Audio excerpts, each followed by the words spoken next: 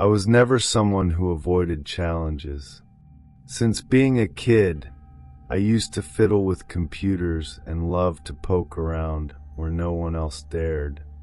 But nothing, absolutely nothing, prepared me for what happened that day.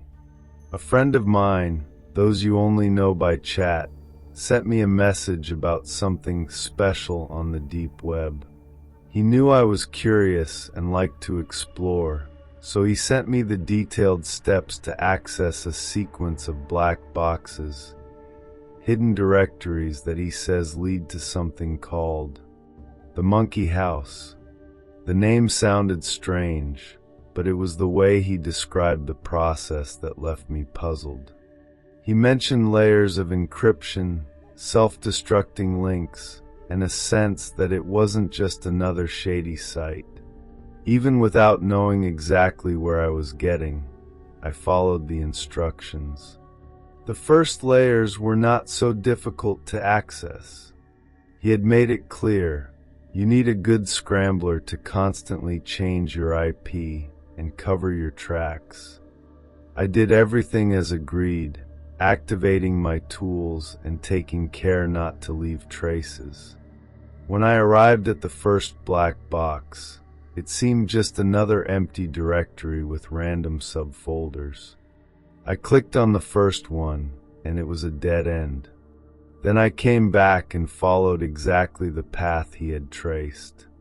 At each stage, the directories became more strange, as if each one had been made to confuse or disorient. When I finally reached the seventh and last box, I realized that the encryption was different. This was not a simple technical challenge, it was a warning. You shouldn't be here. I almost gave up, but my curiosity won. And that's when I clicked. As soon as I clicked, the screen blinked for a few seconds before loading a site with a completely black background. The only thing visible was a message in big white letters, "Welcome to the Monkey House." I remember laughing nervously when I read this, thinking it might be just another one of those exaggerated pages from the deep web trying to scare amateurs. But something was strange. A sound started to play. It was a carnival song, but distorted, as if it had been played in slow motion and recorded underwater. Even with the low volume, it made me uncomfortable. Before I could do anything else, a chat appeared in the bottom corner of the screen. It was a simple gray pop-up with a question, "Would you like a guided tour?" I froze. It was not normal to find something like this. Deep websites are rarely interactive. Usually you only find links, lists, or forums. But that was different. It seemed alive, as if someone was there, on the other side, waiting for me. Against my instinct, I typed in, "No, thank you." The chat answered almost immediately, "All right. If you need help, just ask. Have fun." I felt a shiver rise by the spine. Something in that polished, almost friendly tone seemed wrong. In the upper right corner of the screen, a timer began to spin. He scored 15 minutes. And that's when I realized I didn't know what would happen when the time ran out, but I had a feeling that it was something I didn't want to find out. With the timer running, I decided to explore the site. The layout was simple, just a black background with links scattered like virtual doors. Some links were direct, like gallery and events, while others were just random characters. I clicked on one that seemed safer, marked as Introduction. The page that opened was a text full of enigmatic phrases, talking about chills and thrills and promising experiences beyond imagination. But what really bothered me was the last line, "You can only leave when the show is over." I tried to close the tab at that moment, but I couldn't. Even going straight to the task manager, The browser simply refused to be shut down. Panic started growing. It was as if I were stuck inside, without exit. The timer was already less than 10 minutes when I decided to click on another link, this time marked as main event. The page changed, revealing an image of a stage with red curtains. The sound of carnival music became louder, and now there were additional noises, like whispers and steps, as if something was moving behind the curtains. In the chat, other users started to appear. Strange names like Anon5623 and Vulture8 started sending animated messages. "I can't wait. It's going to start." I didn't know what was about to start, but from their excitement, I knew it wasn't a good thing. The timer now marked less than 5 minutes, and the messages in the chat became more intense, almost hysterical. It was like watching an audience eager for a macabre spectacle. When the timer reached 30 seconds, the stage on the screen began to come alive. The red curtains opened slowly, revealing a dark room with a single light illuminating the center. There was a figure tied to a chair, with an elephant mask covering his face. They struggled, but the leather belts that held them were visibly strong. In chat, excitement reached the apex. "He's here. Get started." That's when I realized this wasn't a play. It was real. Sweat started running from my hands as I pressed the keyboard, trying to somehow get out of there. No command worked. It was as if my computer had become part of that sick transmission. A figure appeared on the canvas, wearing a red and black suit, with a top hat and a white mask with blue eyes painted and a distorted smile. He held a cane decorated with a silver skull at the tip. His voice was muffled, almost theatrical, but enough to make my stomach turn. "Welcome to tonight's event. You voted and we delivered." The chat exploded into replies like "Hans Twilight" and "The Master is here." I had no idea who or what Hans Twilight was, but everything in him exhaled a controlled threat. He pointed the cane at the person tied to the chair and said, "Let's start the fun." The sound of a metallic object being dragged echoed through the transmission, and before I could react, a chainsaw was turned on. My heart popped. I knew I should have looked away, but I couldn't. The chainsaw began to snore loudly, and the man in the elephant mask panicked, struggling with a desperate force. The belts that held him ran Giovanno, but did not give way. Hans Twilight gestured with the cane, as if conducting an orchestra, while the chat exploded into messages of encouragement and celebration. I was paralyzed, unable to take my eyes off the screen. It was like watching a car accident in slow motion, too horrible to continue seeing, but impossible to ignore. When the blade finally approached, the sound of flesh and bone being torn filled my earbuds. It was so visceral that I tore the headphones off my head, but still the images continued. The camera seemed to be operated by someone who knew what they were doing, adjusting angles to capture each moment. The man in the chair was shouting muffled screams, which gradually turned into a macabre silence. I turned my face, trying to breathe, but the sound still echoed in my mind. When I finally had the courage to look again, the screen showed only the empty stage. The carnival music played as if nothing had happened. The chat was in celebration, with messages like "Best event so far" and "Trixie really deserves the prize." I didn't know who Trixie was, but apparently she had chosen how the show would happen. I felt nauseous. This was more than a disturbing experience. It was something that made me question what was wrong with those people. And the worst, I was still stuck there. After what seemed like an eternity, the stage was empty again, but the chat remained active, as if nothing had happened. I tried desperately to close the window, close the browser, shut down the computer, but nothing worked. Even when accessing the task manager, the site remained open as if it were part of the system.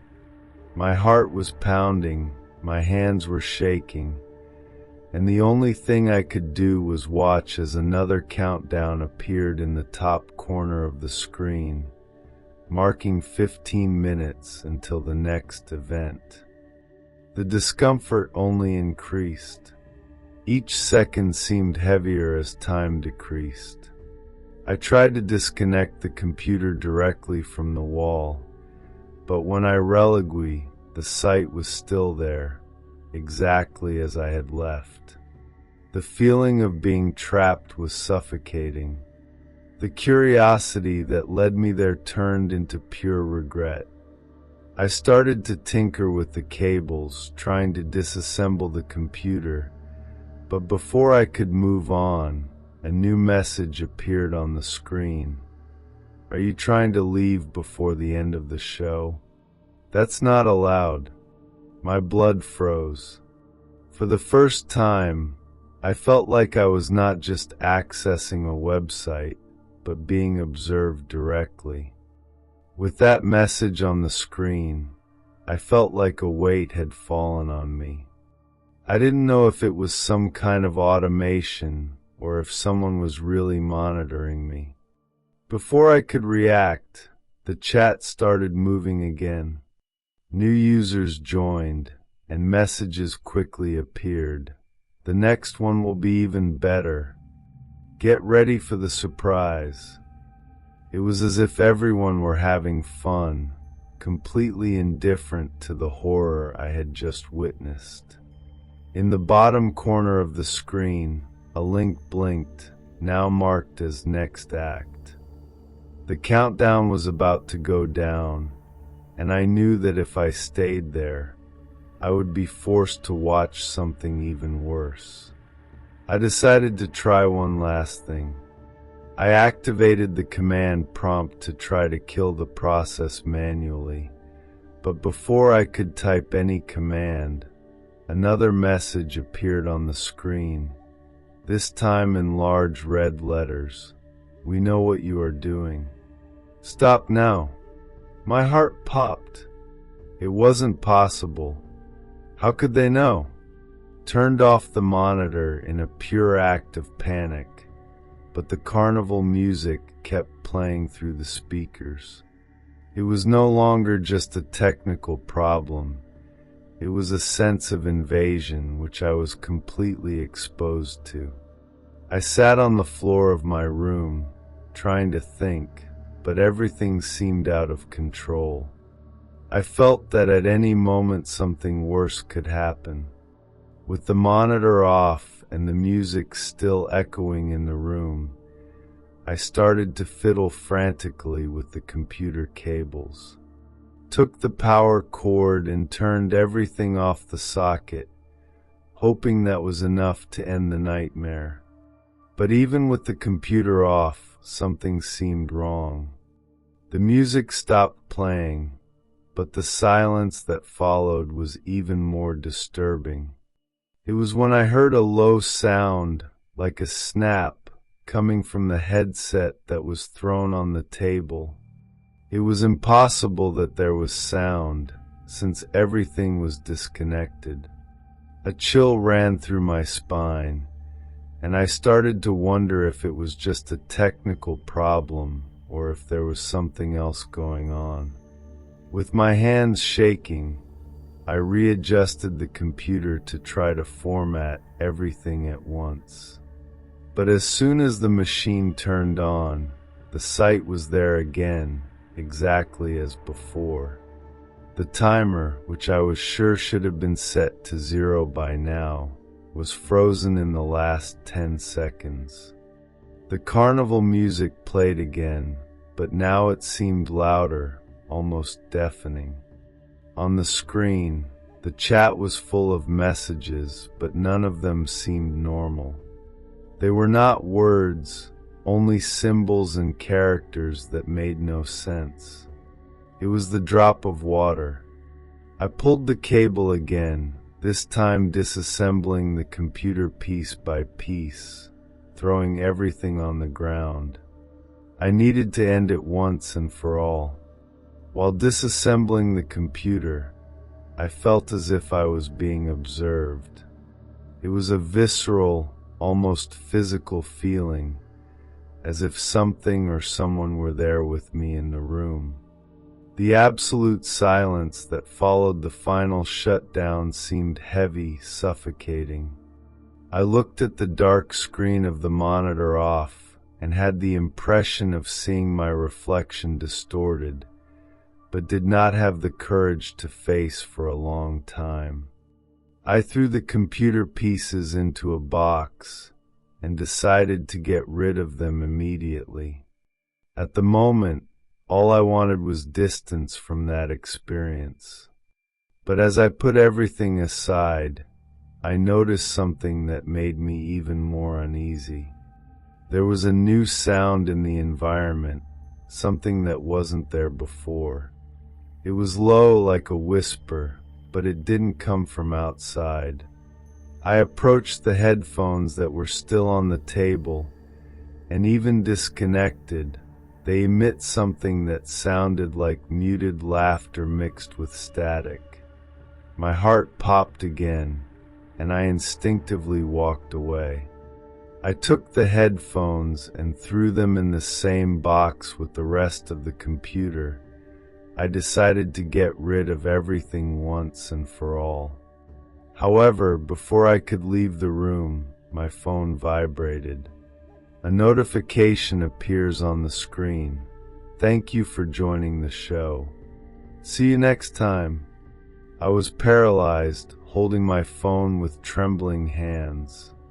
The message seemed impossible. I hadn't used my phone to access any of that crap site. How could they have found me there? I deleted the notification immediately, but it brought no relief. I disconnected the Wi-Fi, turned off my phone, and even thought of removing it from the socket to feel safe. But the sense of vulnerability was already impregnated. I was being tracked somehow and had no idea what they could do next. I looked at the clock. It was not even 4 in the morning, but that night seemed eternal. I decided to leave the house. I took the box with the computer parts and took everything to the nearest warehouse. He didn't want to leave anything with me, not even the cables. On the way, I kept looking over my shoulder as if someone could appear at any moment. When I finally threw everything in the bin, I felt a little relief, but it disappeared as soon as I got back to the car. There was something in the passenger seat that wasn't there before, a small black envelope. My heart almost stopped. I opened the envelope with trembling hands, and there was only one sentence written in silver letters. Welcome to the Real Monkey House. I did not look back. To this day, I don't know how it happened or who did it, but I never got close to anything related to the deep web. The event in the monkey house. I don't even know where to start. I just know that I never felt as terrified in my life as I did that night. It all started when I was invited to a special event on a strange site that I had found on the deep web. The place was called the Monkey House, and the name Face already made me suspicious. I knew that would not be normal, but honestly, I did not expect what was coming. When I clicked the link, I was redirected to a page with a completely black background and a strange background music, like those of Krystal, only distorted. In the middle of the screen, a timer counted 15 minutes down, and in the lower right corner, a chat started to fill with messages from other users. People who looked excited, as if they were about to watch a great show. I should have closed the site at that moment. But of course I did not close. Curiosity won, as it always happens to me.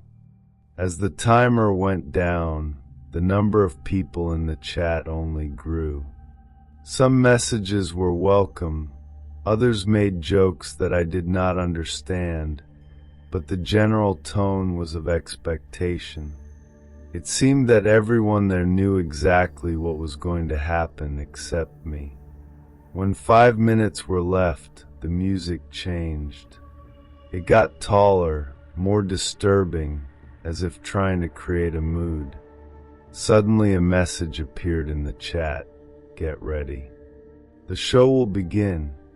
My heart jumped, and I felt that chill in the belly you feel when you know something is wrong, but it's too late to turn back. When the timer zeroed, the red curtains of a virtual stage began to open on the screen. The music stopped suddenly, and the silence that remained was even worse.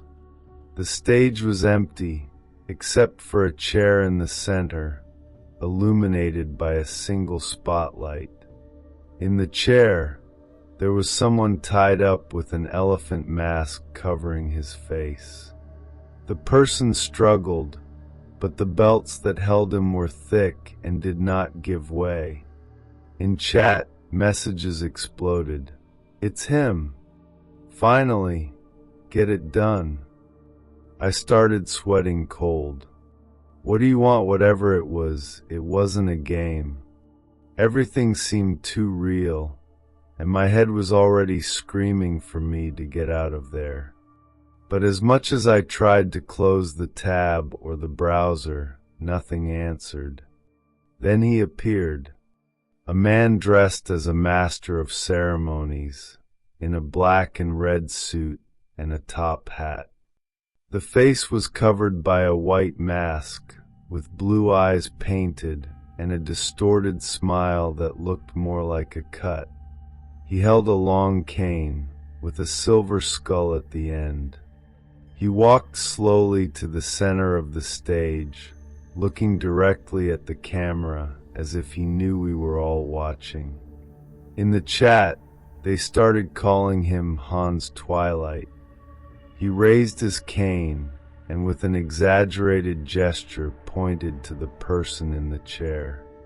Without saying a word, he stepped aside, and that's when I noticed the chainsaw in the corner of the stage. My stomach turned to me. I knew what was about to happen, but I didn't want to believe it. Hans Twilight walked slowly to the electric saw with almost choreographed movements, as if he was in a theatrical show. He turned on the machine, and the sound was deafening, cutting the silence like a knife. The chat was ecstatic, with messages such as "Finally," "This is going to be amazing," and even grotesque emojis that somehow made the situation worse. I couldn't take my eyes off, even with my mind begging me to close the screen or just turn off the computer.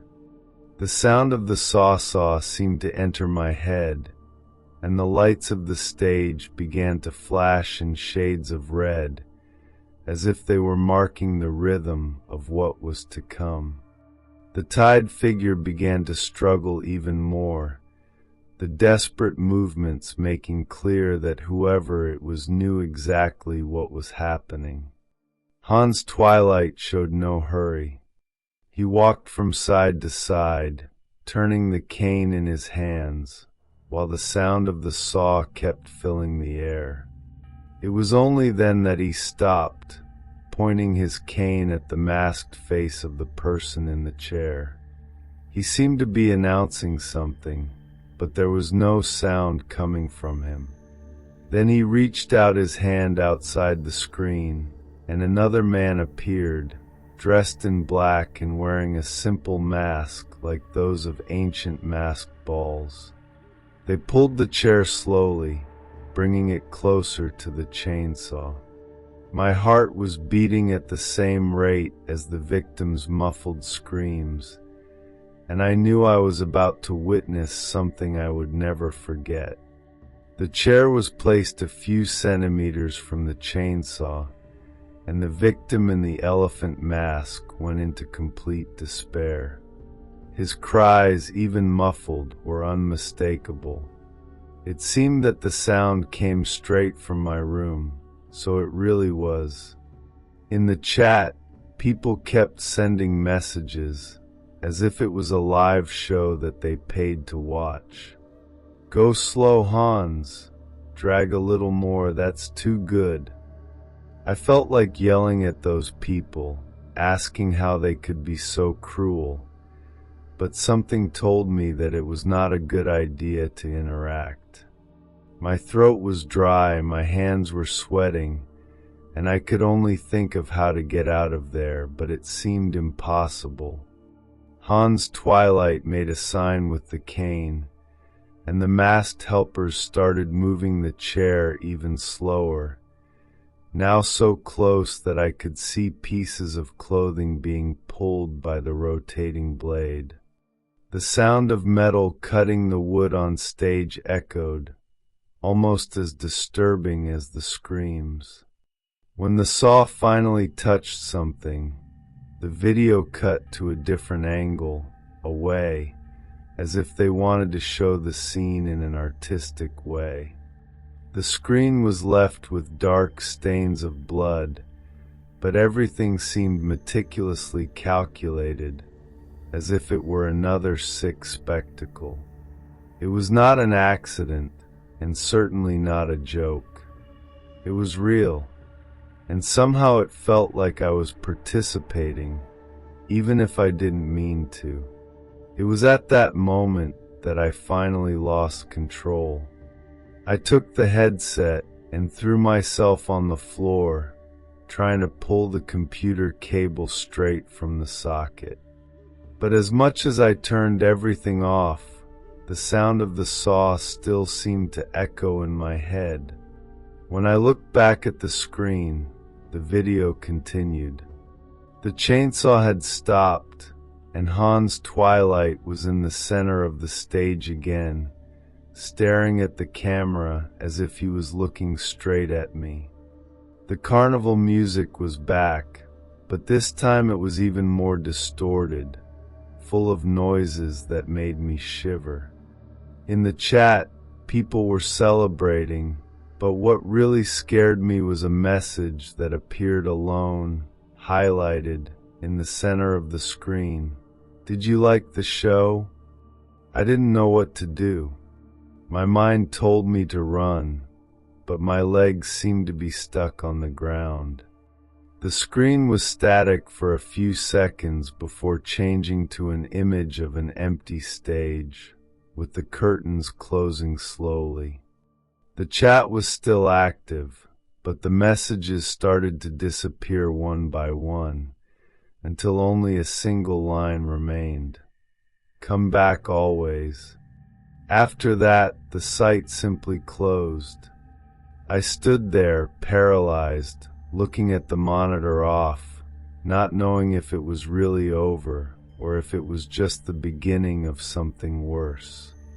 Until today, I don't know how I got to sleep that night, and I never got close to the deep web. But what scares me the most is knowing that someone somewhere found it funny. Encounter with a malicious hacker. I was already in absolute panic when I realized that I could not leave the site.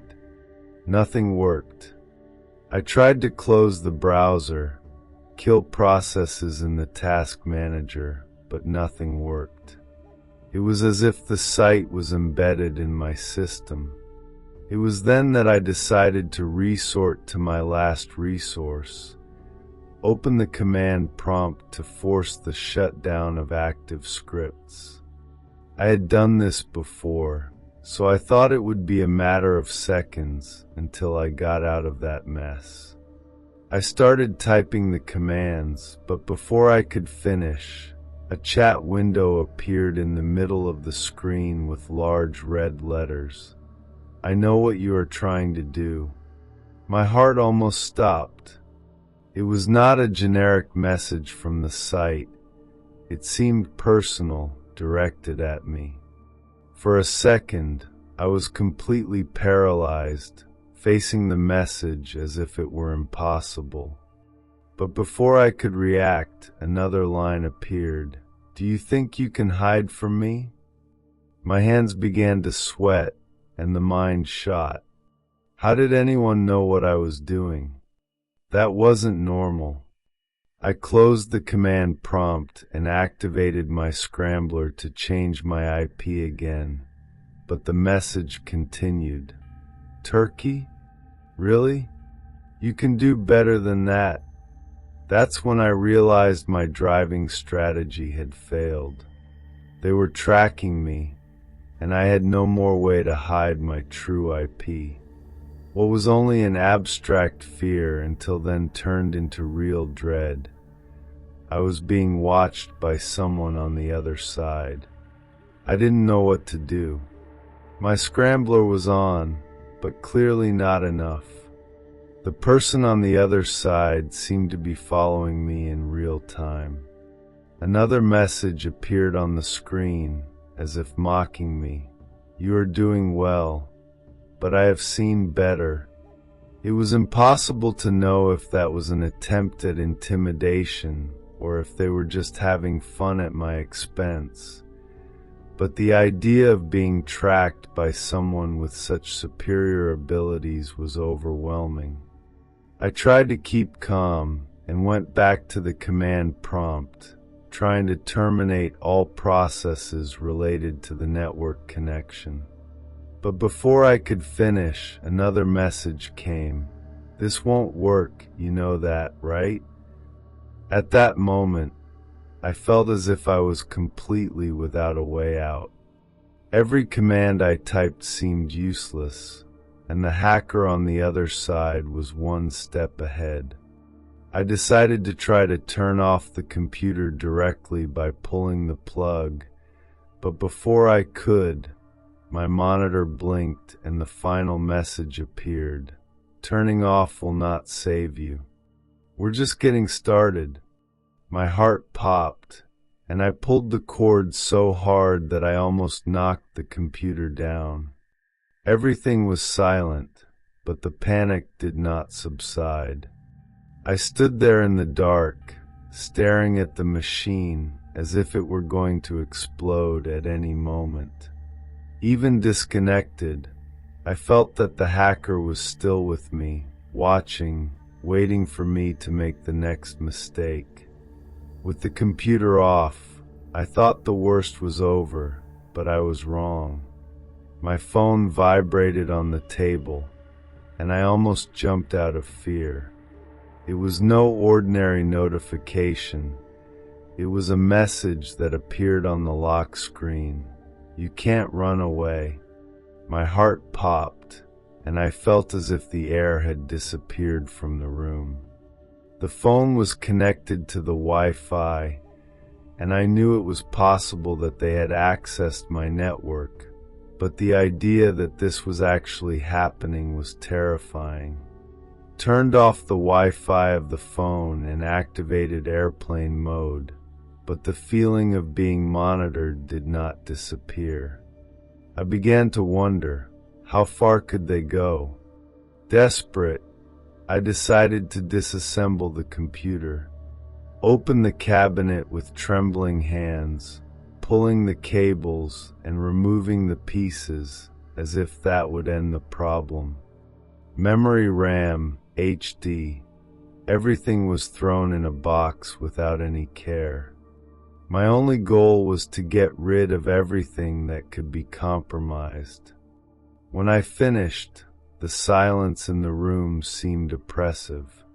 But before I could breathe relieved, the light of the cell phone screen flickered again.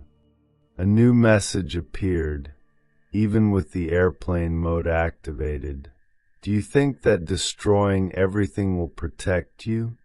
We are everywhere. That was enough to make me drop my phone and run out of the room, feeling like I had no control over anything. I ran out of the room without looking back, my heart beating as if it were going to explode. I took the phone in the corridor and threw it into a drawer, trying to keep away any contact with it, but the feeling of being watched was unbearable. I tried to rationalize. Was it just a bluff? Maybe it was just someone playing, trying to scare me. But the problem is that everything seemed too real, too methodical. When I went back to the room to get the box with the computer parts, something paralyzed me. On the screen of the monitor, which should be off, there was a bright message in red. You cannot hide. My blood froze. I was absolutely sure that the computer was disconnected. Even so, that message was there, static, as if it was waiting for me. I tried to convince myself that it was impossible, but the fear was greater than the logic. I took the box with the parts, left everything in the car, and drove aimlessly for about 20 minutes until I found a secluded place. There, I threw everything in a public dump, including the phone. I didn't want to know what else they could do. Even so, while driving back home, I could not get rid of the feeling that someone was watching me. It was as if the shadow of that experience was with me, glued, ready to reappear at any moment. When I finally got home, the silence seemed heavier than usual. I turned off all the lights and sat on the couch, trying to process what had just happened. For a moment, I thought maybe it was over. I had discarded the computer, the phone, anything that could connect me to the hacker. But the fear persists like a shadow. I decided to check the internet router, just in case. As I approached, I noticed that all the lights were flashing even with the Wi-Fi disconnected. I stood there, trying to understand what it meant, when suddenly my old notebook, which was kept in the corner of the room, called alone. The screen blinked a few times before displaying a familiar message. I warned you, can't run away. I felt a chill run through my body, and at that moment I realized that no matter what I did, they would always be one step ahead. The only thing I could do was pull the cable from the router and turn it off again, but I couldn't stay inside the house another minute. Took the keys to my car and drove aimlessly until dawn. I never used a computer again after that night. Even with all the care, I'm still afraid that someday another message will appear on some device, reminding me that they never left. And the worst is that, to this day, I don't know who they were or what they really wanted. The decision to destroy their digital identity. I have always been passionate about technology. Since my teens, assembling computers, digging into settings, and exploring what the digital world had to offer was my favorite hobby. I never imagined that this could become a nightmare. It all started when I got deeper into the deep web. Curiosity, which has always been my biggest motivation, led me to a place that I deeply regret having known, a site called the Monkey House. After what I saw there, fear took hold of me in a way that I never thought possible. The problem was not only what I had witnessed, but the feeling that they knew who I was, where I was. As much as I tried to rationalize, the paranoia did not leave me alone. That night, I decided I had no choice but to completely erase my digital presence. I knew how to do it, but never had imagined that I would need get to that point. First, I shut down the computer. Just the sound of the fan stopping gave me a little relief, but I knew that was only the beginning. Took my tools and started to open the cabinet. Each piece I removed seemed to bring a little more control over the situation. The hard drive was the first to come out. I knew that it was there, that everything was recorded, and it was the first one I destroyed. I took a hammer from the closet and, with all my strength, crushed until there was nothing useful left. But even seeing the pieces destroyed, fear remained there, as if they could still reach me. After destroying the hard drive, my attention turned to the motherboard. I knew that it might seem like an exaggeration, but at that moment, I was not willing to take any risk. Each screw I removed seemed to weigh a ton, as if time had slowed down. When I finally managed to disassemble the piece, I took the plate and ran a large magnet through it several times.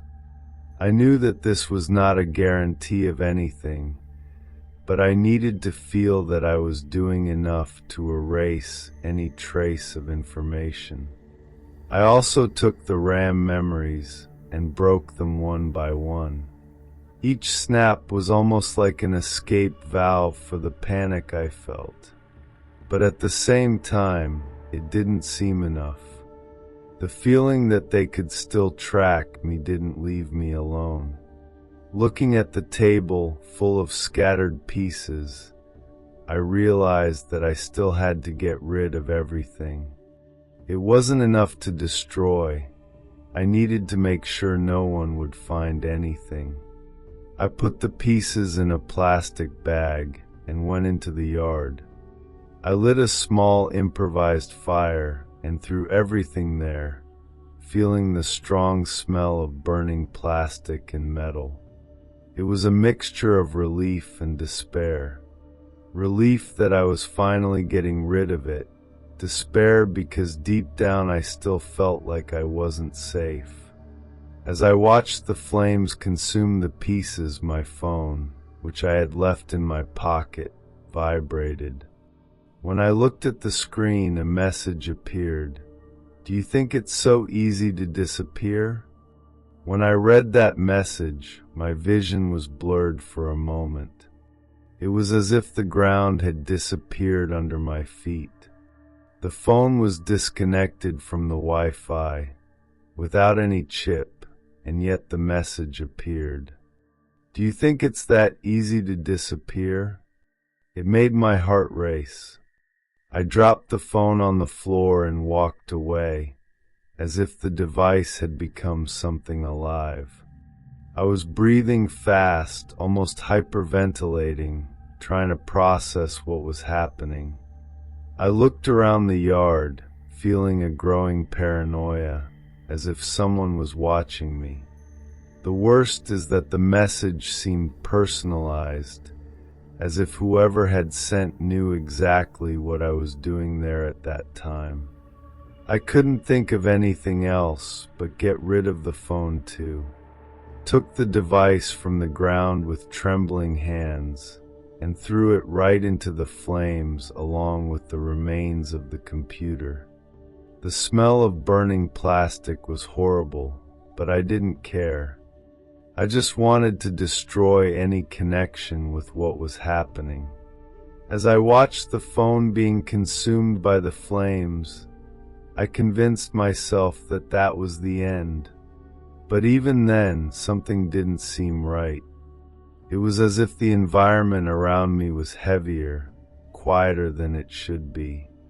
I went back inside and locked myself in the room, trying to find some comfort, but every noise in the silence seemed to be an alert that it was not over. Inside the room, I sat on the floor leaning against the door, trying to calm myself. But my mind kept reproducing that message. Do you think it's so easy to disappear? The silence of the house, which would normally calm me, seemed to amplify every minimal sound. The sound of the clock, the snap of the furniture, even my breath made me more nervous.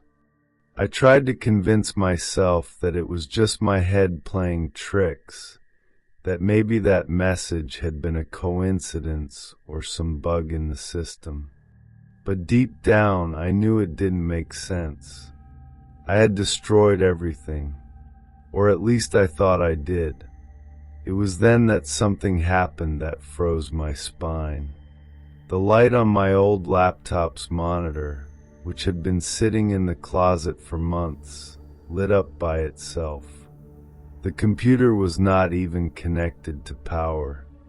I stood still, staring at that light, as if it were not real. But it was. My instinct was to get up and go to the closet, but my legs seemed to be locked. Finally, I gathered courage and opened the closet door. The monitor was on, showing a black screen with a single message in the center. No use running. I felt my whole body shivering. I disconnected the laptop from the wall, even though it was not plugged in, and ran out of the room without looking back. No matter what it was, I just knew I had to get out of the house. I ran out of the house as if something was chasing me, even though the hall was empty. Deep down, I knew that it was no use trying to escape like this, but the instinct for survival spoke louder. I took the keys to the car and drove aimlessly for almost an hour, just trying to put as much distance between me and that. I stopped in a supermarket parking lot, the only place that seemed minimally safe. Stood there inside the car, trying to catch my breath and think about what to do next. It was only then that I realized that my paranoia had not gone away. Every time a person passed by the car or a lighthouse lit up inside, my heart would go. After a while, I decided to go home, believing that maybe it was my mind collapsing. Maybe I was getting carried away by fear and imagining things. But when I got to the front of the house, the scenery was even worse. All the lights were on, even though I was sure that I had turned them off before leaving. My first reaction was to back off and leave, but something made me get out of the car. I walked to the door, trying to hear any sound from inside, but the house was in complete silence. When I walked in, the room looked exactly as I had left it, except for one thing. My old laptop was back on the desk with the screen on. The same message was there. You can't hide. I could not move for a few seconds, just stare at that screen. My notebook, which I was sure was in the closet and off, now was on the table, working as if it had never been touched. The silence around me was unbearable, almost palpable. Finally, I took courage and approached. The message continued there. You can't hide. My instinct was to try and turn off the machine anyway, but when I touched the keyboard, another message immediately appeared. Why are you fighting against the inevitable? It was as if someone were watching me in real time, knowing exactly what I was doing. At that moment, something broke inside me. I took the notebook and threw it to the ground with all my strength, seeing the screen crack into 1,000 pieces. I didn't care. I took the hammer that I had used before and started to destroy everything, every piece of plastic and metal that was left. Only stopped when there was nothing recognizable. I put the remains together and threw everything in the trash on the street, without even thinking. When I came back inside, my body was shaking so much that I could barely lock the door. I sat on the floor of the room, trying to convince myself that it was finally over. But even now, as I write this, I still feel that I am not alone. No matter how hard I try to forget, the feeling of being watched never went away. Early days of hacking and exploration. My fascination with computers started when I was about 12 years old. It wasn't something planned, it was more out of curiosity. I kept seeing my older brother using the PC for work and thought, can I do that too? One day when he left, I turned on the machine hidden and started exploring. At first, it was just opening folders, clicking on things and finding out how everything worked. I remember having spent hours trying to understand what was that command prompt. I had no idea what I was doing, but just seeing the black screen with those white letters, it seemed that I was accessing something forbidden. That's when my obsession started. Over time, I was learning simple things such as creating folders, manipulating files, and even installing programs. But what really stuck me was when I discovered that the internet was not just the normal sites we visited.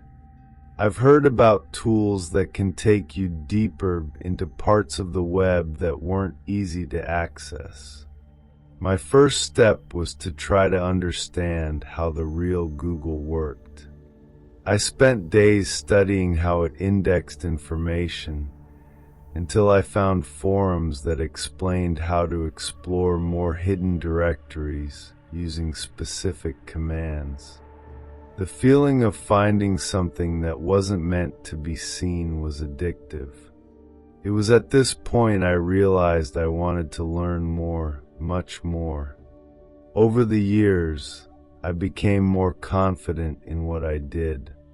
By the time I turned 16, I already had a solid knowledge of operating systems and some basic hacking tools. It was not very advanced, but I could already touch things that most people didn't even know existed. My first done was to use a simple script to access hidden files on a school website. I didn't do anything wrong, I just wanted to prove to myself that I could.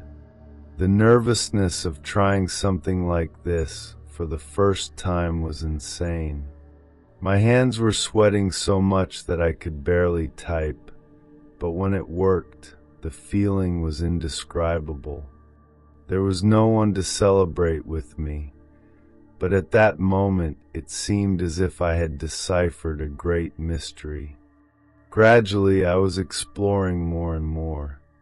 I started using tools like VPNs and proxies to hide while browsing, even though at that time I wasn't even sure if they really worked. I learned about scripts that could automate searches and started creating my own. That's how I found out how to manipulate Google in a way that no one else seemed to know. With the right commands, you could access deep directories full of files that didn't appear in common searches. The feeling was that I was opening secret doors. Sometimes I found trivial things, as old company manuals, but other times it was something much bigger, like internal documents of systems that clearly should not be there. Each discovery made me want to go deeper. After some time, I began to realize that the internet had a much wider and darker side than I could ever imagine. I'm not talking about strange forums or websites, but of real digital rabbit holes where you could find things that seemed to have been abandoned or hidden intentionally. One of the experiences I never forgot was when I accessed a directory full of backup files from a small company. I was just testing commands that I learned on a forum, and suddenly I was looking at old spreadsheets and emails. There was nothing compromising, but just the fact that I was able to access it was scary and exciting at the same time. It was the first time I realized that what I was doing had real consequences. At 18, I already felt practically invincible.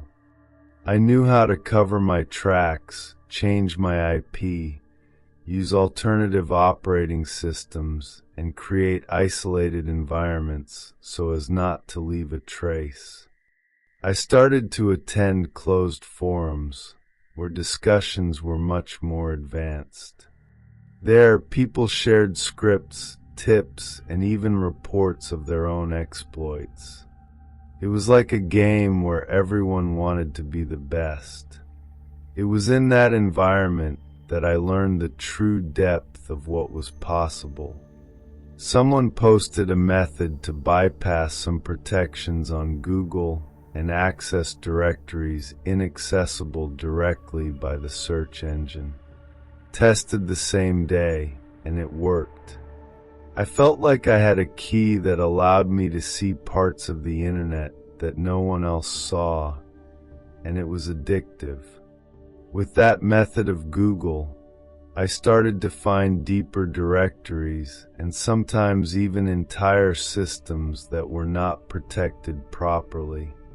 Once I came across a series of files containing contracts and financial documents from a small company. There was nothing illegal about what I was doing, at least in my head at the time. For me, it was just an exploration like a digital archaeologist. But deep down, I knew I was messing around. What drew my attention was the amount of information that was simply played online, available to anyone who knew where to look. It was like opening a secret book full of stories that no one wanted to be read. As fascinating as it was, I started to feel that chill in my stomach every time I accessed something new. What really struck me was a specific night when I discovered a directory that seemed to contain old data from a local government. I had no idea how it got there. It was a bunch of files in PDF format, listed without any organization. Curious, I opened one of the files, and it was a report on investments in infrastructure. Something completely harmless. But the more I explored, the stranger it became.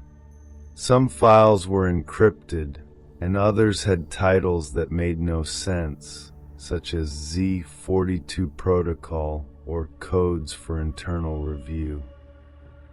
I tried to open one of these, but the document was corrupted. At that moment, I felt something I had never felt before, a mixture of paranoia and fear. I knew that if anyone noticed I was there, the consequences could be serious. That night, I couldn't stop. Fear mixed with curiosity held me there, exploring every corner of that directory. I went through the files, and some of them were completely encrypted, which only increased my desire to find out what was hidden. I remember trying to open a file called Homeland Security 2023, but instead of loading, my connection got extremely slow, as if something was sucking the whole band. That's when I really panicked. I hastily closed everything, erased the cookies, and turned off my router, but that feeling that someone could be watching me did not pass. I spent hours looking at the computer off, trying to understand if I had crossed some line that I should never have crossed. The next day, everything seemed normal. But when I logged into my account on a forum, I noticed that there were strange messages in my inbox, all from users I didn't know. One of them said, "Did you like what you saw last night?" My stomach turned to the point. How did anyone know what I had done? The message had no signature, no context, but it seemed directed to me. I decided to ignore it, but the paranoia didn't go away. As much as I tried to convince myself that it was just a coincidence or someone making fun of me, part of me knew it wasn't. Something was different, as if I had activated an alarm when moving that directory. It was the first time I really considered stopping everything, but at that time I still had no idea how deep I was digging. After that message, my paranoia only got worse. I spent the next few days trying to understand if anyone really knew who I was, or if it was just a bluff. I started monitoring my internet connection and used tools to track possible unauthorized access. Everything seemed normal, but my mind did not let past the fact that that message had arrived just after my visit to the government archives. As if that wasn't enough, a few nights later, my computer started acting strange. Programs I hadn't opened for months appeared on the screen, and one of the browser tabs loaded itself, showing an empty directory. There was nothing there, just a black screen with a line of code that I did not recognize. It was a drop of water. Decide to format everything.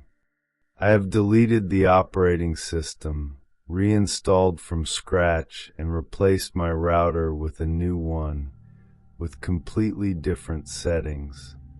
I thought that would be enough, but deep down I knew I was trying to ignore the fact that maybe they had already found me. After reinstalling everything, I started to avoid the forums and networks that I used to frequent before, trying to keep myself invisible. But what really scared me was that, even without opening anything related to this universe, I received another message in the same forum where it all started. The only thing that was written was, "You can hide, but not for long." I closed the forum at the time and turned off the computer. It was no longer just curiosity. I knew I was playing with something I didn't understand. After that last message, I decided I need to get out of this for good. It was no longer just paranoia. I was sure that someone or some group knew exactly who I was and what I was doing. My mind began to revisit everything I had already learned, trying to remember if there was something specific that could have attracted so much attention. Those encrypted files, the hidden directories. It was impossible to know for sure, but I was sure that I had crossed some limit. During the next few days I became obsessed with erasing all traces. Delete accounts, clear history, change security settings, and even reformat my computer. Still, the fear is not getting away. The worst happened when I decided to disconnect completely.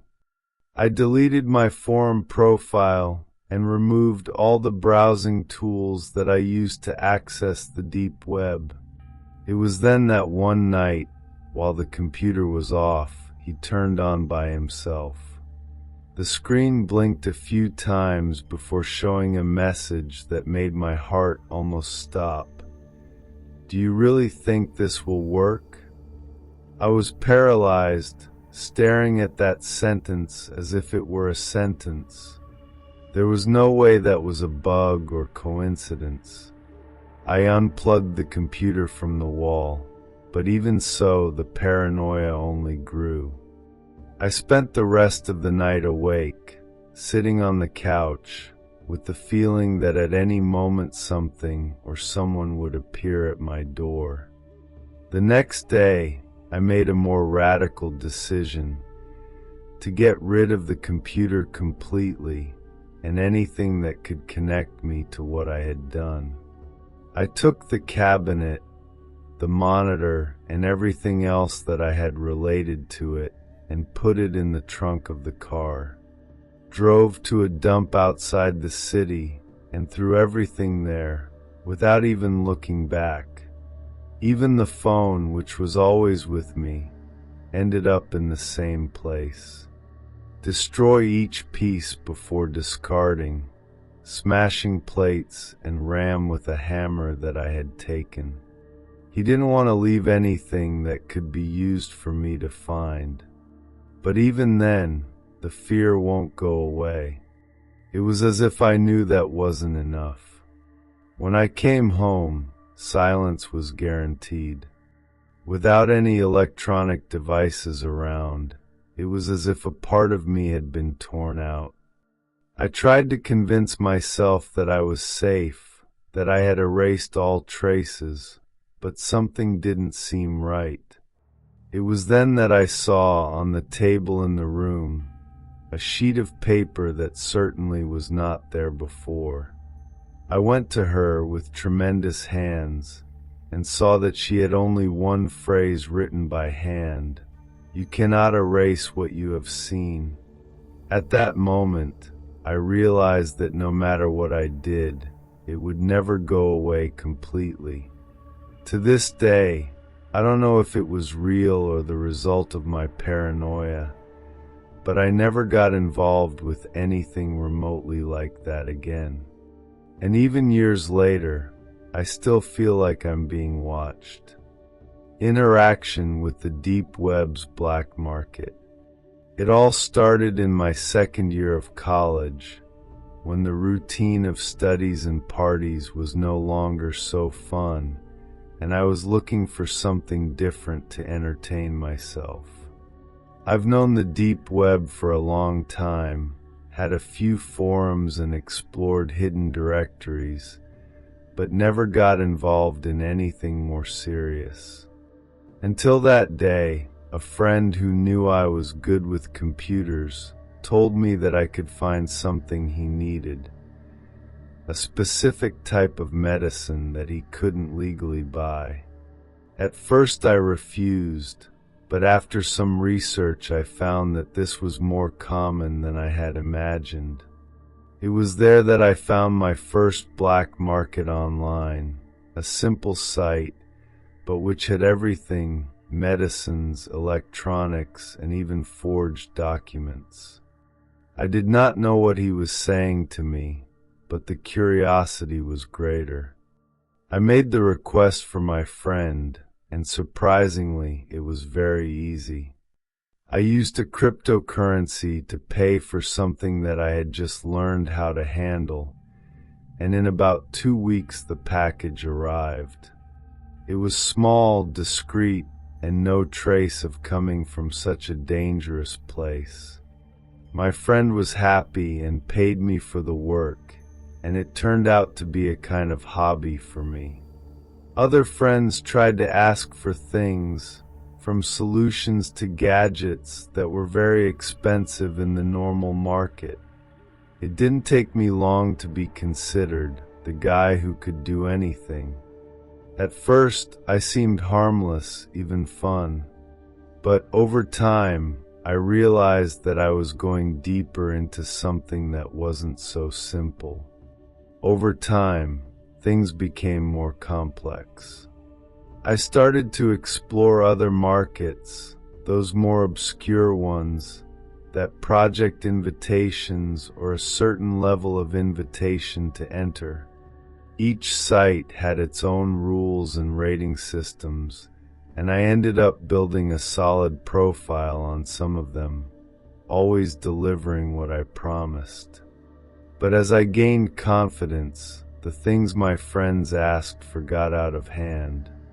One of them wanted guns, another was after a fake passport, and suddenly realized that it was no longer just a fun hobby. Each time I made a request, the process seemed darker. There were vendors who had conversations in encrypted chats and others who asked for specific data before closing any deal. I knew I was treading on dangerous ground, but at that time the fascination was greater than the fear. One of the most striking transactions happened when a friend insisted that I get him a fake passport. I hesitated at first, but I gave in. The seller found good reviews on the site, and the process seemed simple. He asked for a photo, basic information, and payment in advance. Everything went well until a week later, I received a message from him off the site, on a channel that I had never used. He wrote, "You're on the radar now." That made me panic. How did he get my contact? I asked direct questions in the chat, but he never answered. Since then, I have started questioning every choice I made. I was getting involved with people who had access to information that I didn't even know they could track, and the idea that I might be being monitored started to haunt me. After that message, the fear began to grow. Every time I opened the browser or received a notification on my phone, I wondered if it was something related to this. To make matters worse, the orders were running high. An acquaintance of mine ordered a batch of substances that I knew were highly harmful. It was at that moment that I realized how much I had involved myself, because even though I hesitated, I still did. The transaction was very fast, and the seller seemed reliable, but the package took longer than usual to arrive. When he finally appeared, it was delivered by someone who was not the usual postman. There was no identification on the box, and the man who delivered said only, "Good luck." That is more like a warning than a courtesy. After that, I began to suspect everything. I always looked over my shoulder, thinking someone might be watching me. I started to avoid any online interaction that was not extremely necessary. But the messages continued. One in particular froze my spine. "You're being careful, but not enough." I knew it wasn't paranoia. Someone was monitoring my steps, and each transaction I did seem to feed more of this feeling. I spent nights at rest, analyzing connection logs and trying to find out if my network had been compromised. The worst thing is that, as much as I tried to protect my tracks, there was something that always escaped my control. From that point on, the black market was not just a place to get hard things. It had become a trap I didn't know how to escape. As the weeks went by, I began to see signs that something was really wrong. Certain orders I made simply disappeared in the middle of the way, while others arrived with strange marks, as if someone had opened the packages before me. One day, I received a box that was supposed to contain a gadget for a friend, but when I opened it, there was only a piece of paper with the words, "You're being present." My heart almost stopped. From that moment on, I knew I had to stop. I sent messages to the few friends who still trusted me in this medium, saying that I would not make any more requests, but no one seemed to take seriously what I was going through. To them, it was just paranoia, but I knew it was more than that. My breaking point came on a night when I woke up with a notification on my phone. It was a message from an unknown number that said, "Time to end the game." There was no context, but the moment she arrived was enough for me to believe that someone was closer than I had imagined. Decide to erase everything. I formatted my computer, deleted the cryptocurrency apps, deleted my accounts in markets that still used it, and even changed my router. But the feeling that I was being monitored did not go away. Every noise in the house, every car parked on the street made me feel like I had crossed a line without turning back. That night, I sat in the dark, waiting for something I could not explain. The next day, I decided to put a definitive end to everything. I took my computer and cell phone and disassembled them completely. Each piece was removed and destroyed with a hammer until there is nothing usable left.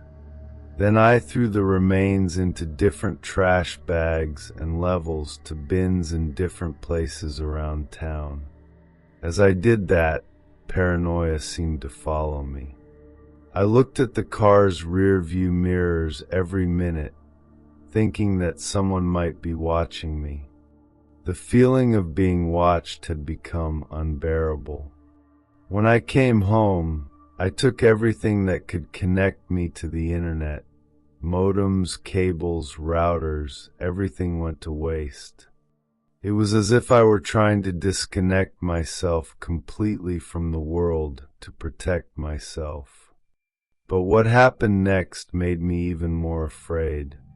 A few hours after getting rid of everything, I heard a notification noise coming from my room. My mind froze.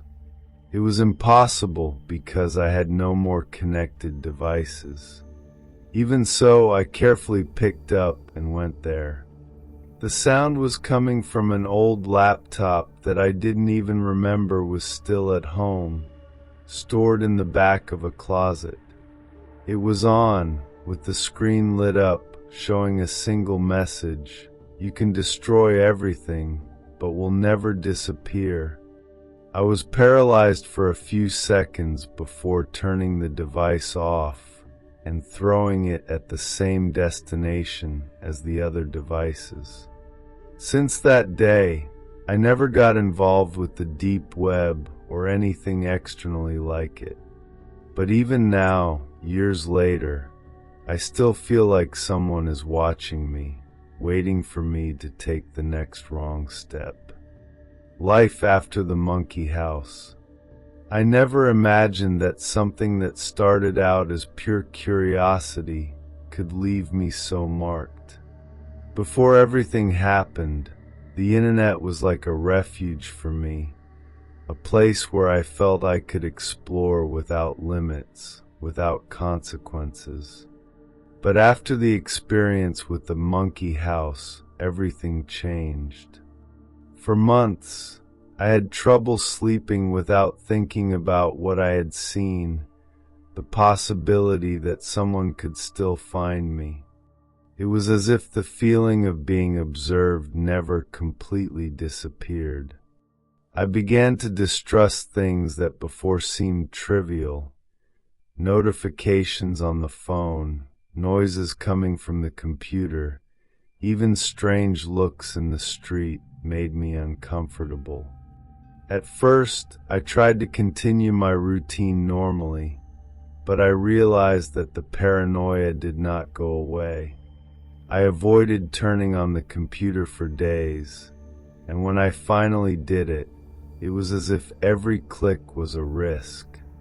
The social networks, which I used before without thinking, began to look like traps. I thought, what if someone is tracking me here? Every message or email I received made me jump of fright, even if it was something totally harmless. That's when I realized I couldn't live like this anymore. I decided I needed to cut any ties with the digital world, at least for a while. I deleted my accounts, formatted the computer, and even considered throwing everything away. It was as if the only way to regain peace was to disappear completely from that universe. After I erased everything, I thought the fear would go away, but it didn't quite go away. Even disconnected, the feeling that something was wrong continued. The worst part was that I had no one to share it. Who did not live something like that does not understand. When I tried to tell a close friend, he laughed, thinking I was exaggerating. But for me, it wasn't a joke. Every time a strange car stopped on the street, or I heard a noise at the gate, my heart would go. I knew that I was probably exaggerating, but the paranoia had already settled in a way that it was impossible to ignore. Weeks passed, and I isolated myself more and more. I began to avoid leaving home. The idea of crossing with someone who could be connected to that gave me chills.